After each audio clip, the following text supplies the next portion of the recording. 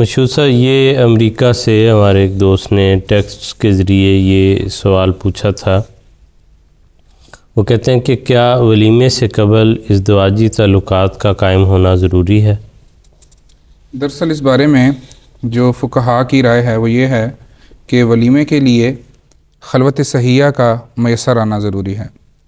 اور خلوت صحیحہ سے یہ مراد ہے کہ جب عورت جو ہے یا بیوی جو ہے یا دلہن جو ہے خاوند کے گھر آ جاتی ہے یا کہیں پر بھی ان کو ایسا وقت میسر آ جائے جس میں وہ دو ہوں اور تیسرا کوئی نہ ہو۔ جب ایسی صورت میسر آ جائے تو اس کے بعد جو ہے وہ ولیمہ کیا جاتا ہے، اور یہ کہنا کہ ایسے موقع پر جو ہے وہ تعلقات قائم کرنا لازم ہے، تو ایسی کوئی بات جو ہے وہ کہنا بہت زیادہ درست نہیں ہے۔ ایک لازمی سی بات ہے، عمومی سی بات ہے کہ تعلقات جو ہیں وہ قائم ہو جاتے ہیں، لیکن بہت ساری وجوہات ایسی بھی ہو سکتی ہیں جن میں تعلقات قائم نہیں ہو سکتے۔ مثلا اگر ایسے ایام ہیں جن میں خدا تعالیٰ نے تعلقات کو قائم کرنے سے منع کیا ہوا ہے، اور وہ عورت کا جو پیریڈ ہے وہ 5 دن 7 دن تک کا بھی ہو سکتا ہے، تو ایسے حالات میں تو خدا تعالیٰ نے خود ممانعت کی ہوئی ہے۔ اگر وہ ایام شروع ہو جائیں اور اگلے دن چونکہ ہر چیز اب تو شیڈیولڈ ہوتی ہے اور ولیمے کا جو ہے وہ انتظامات ہوئے ہیں، اور کہا یہ جائے کہ چونکہ ولیمہ اب نہیں ہو رہا اس کی وجوہات یہ ہیں، اور اس وجہ سے اب ہم یہ نہیں کہہ رہے، تو ایک غیر ضروری قسم کی تشہیر ہے جو کی جا رہی ہے اور پردہ پوشی نہیں کی جا رہی۔ جہاں تک احادیث سے اس معاملے کا جو ہمیں ثبوت ملتا ہے وہ حضرت عبد الرحمن بن عوف کے متعلق بیان کیا جاتا ہے کہ وہ حضور صلی اللہ علیہ وسلم کی محفل میں آئے ہیں۔ حضور صلی اللہ علیہ وآلہ وسلم نے دیکھا ہے کہ آپ کے کپڑوں پہ کچھ رنگ لگا ہوا ہے جو خوشبو کی علامت تھی، تو حضور صلی اللہ علیہ وسلم نے پوچھا ہے کہ خیر ہے؟ تو اس پر حضرت عبد الرحمن بن عوف رضی اللہ تعالیٰ نے بیان کیا کہ حضور میں نے شادی کر لی ہے۔ تو حضور صلی اللہ علیہ وسلم نے ان سے پوچھا ہے کہ پھر حق مہر کیا رکھا ہے؟ تو انہوں نے بیان کیا کہ حضور میں نے جو ہے وہ ایک گٹھلی کی، کھجور کی جو گٹھلی ہوتی ہے اس کے برابر سونا جو ہے وہ بطور مہر مقرر کیا ہے۔ حضور نے پھر دعا دی ہے ان کو ان کی شادی کے بابرکت ہونے کی، اور اس پر ایک بات بیان کی ہے کہ اولم ولو بشاتن،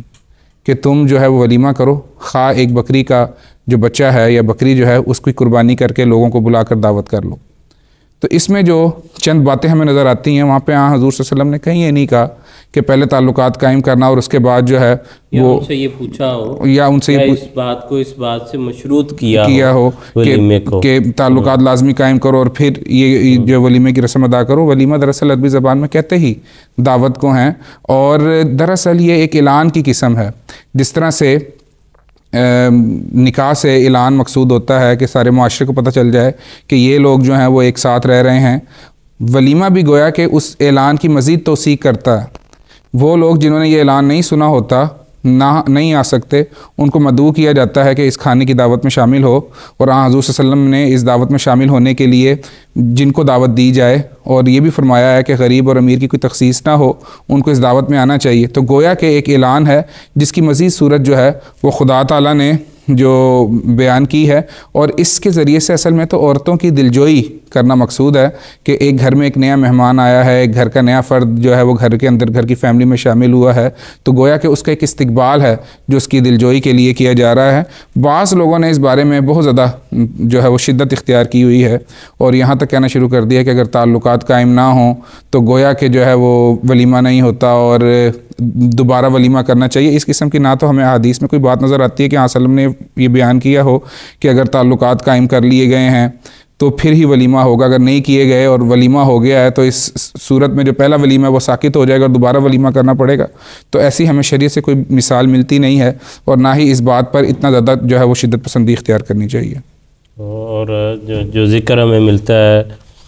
فقہاء سے بھی اور عام جو سننے میں جماعت میں بھی ہے کہ خلوت صحیحہ اگر میسر آ جائے تو اس کے بعد ولیمہ ہو سکتا ہے، اور خلوت صحیحہ جس کی تشریح جو ہے وہ یوں کی جاتی ہے کہ ایسی پرائیویسی میسر ہو کہ جہاں پر ان کی اجازت کے بغیر کوئی اور داخل نہ ہو سکتا ہو، تو اس بنا پر یا اس کے بعد جو ہے وہ ولیمہ ہو سکتا ہے۔